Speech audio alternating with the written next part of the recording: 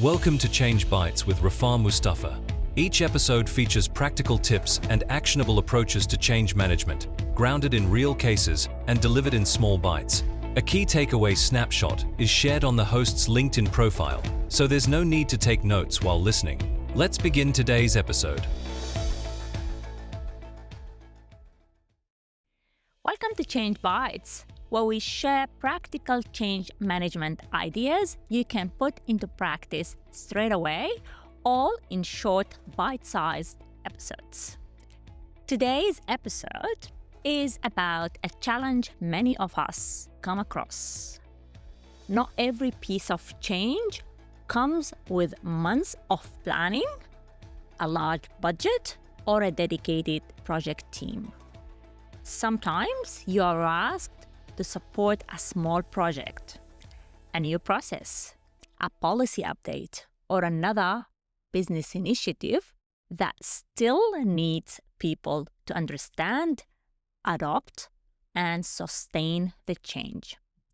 The question is, how do you build an effective change communication and engagement approach without creating 40-page communication plan?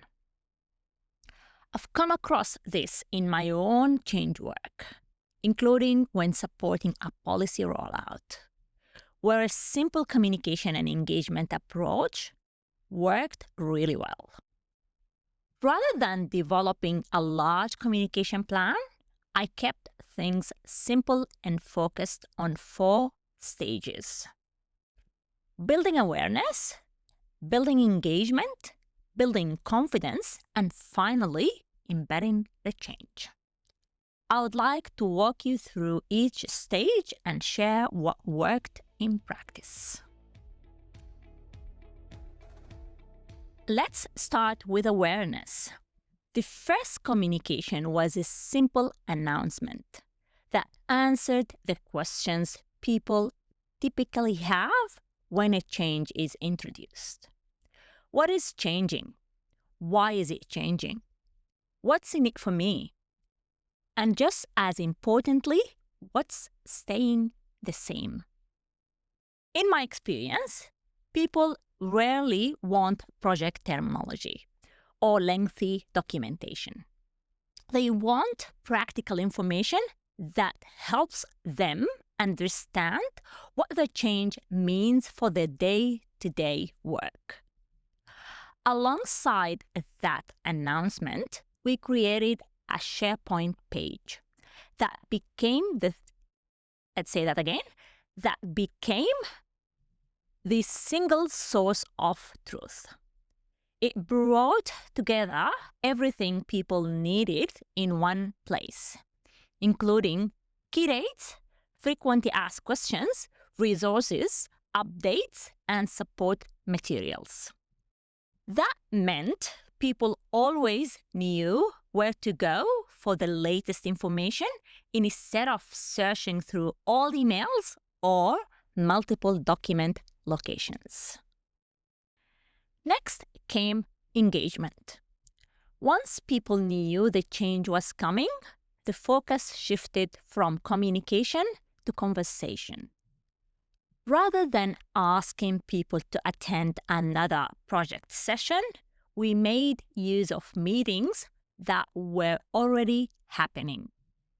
Members of the project team joined existing team meetings for 10 or 15 minutes to talk through the change, to answer questions, and hear what was on people's minds.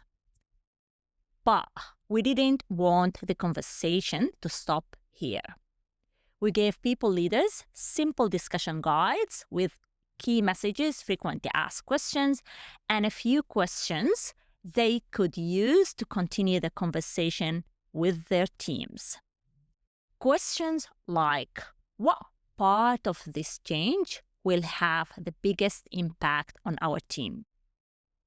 Or what support would help us feel confident? We also encouraged our change champions to keep those conversations going locally.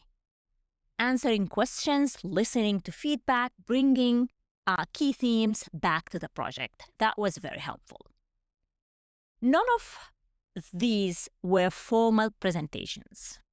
The idea was to create genuine conversations and use channels and relationships that already existed. And that's where the engagement really started to happen. The next stage was building confidence. Awareness doesn't automatically create confidence. People can understand a change and still wonder, what does this actually mean for me?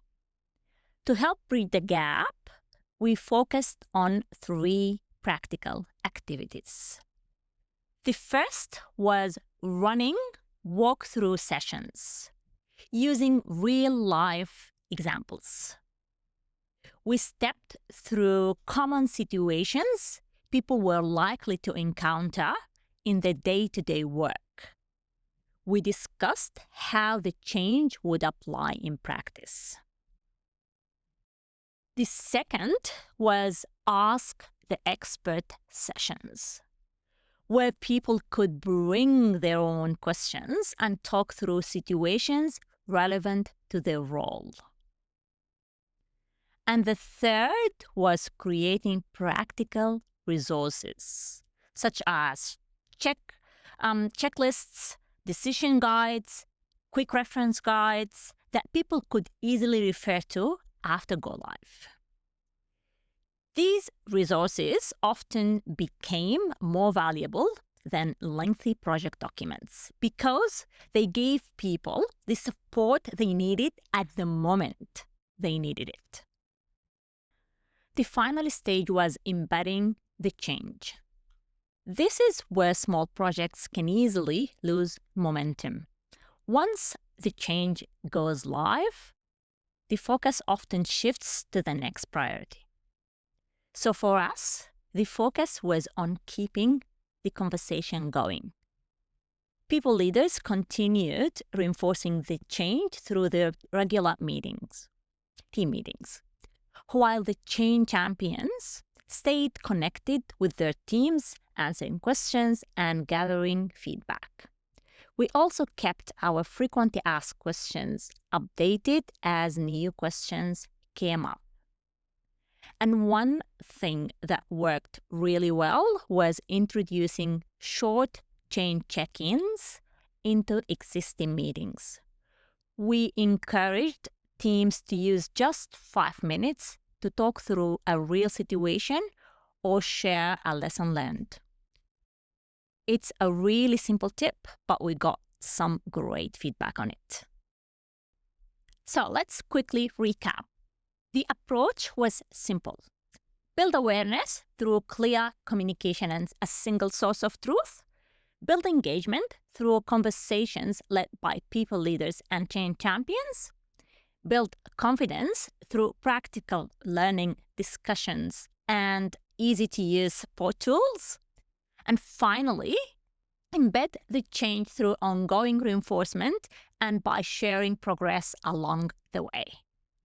The biggest lesson for me is that small projects don't need complicated comms plans. What they need is a practical approach that helps people understand the change, talk about it, apply it in their day-to-day work, and continue reinforcing it over time. So next time you're working on a small change, whether it's a policy, a process, or a system update, try these 4 stages. Keep it simple, adapt it to your project, and focus on what people actually need. Thanks for listening to Change Bites. If you found this episode useful, I would love it if you could share it with a friend. And until next time, keep making change simpler, more practical, and more human. Thank you for listening to Change Bites.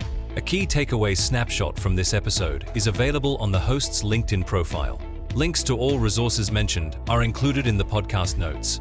Podcast updates are also shared via the Agile-Brainz LinkedIn page. Follow Change Bites to stay up to date with future episodes.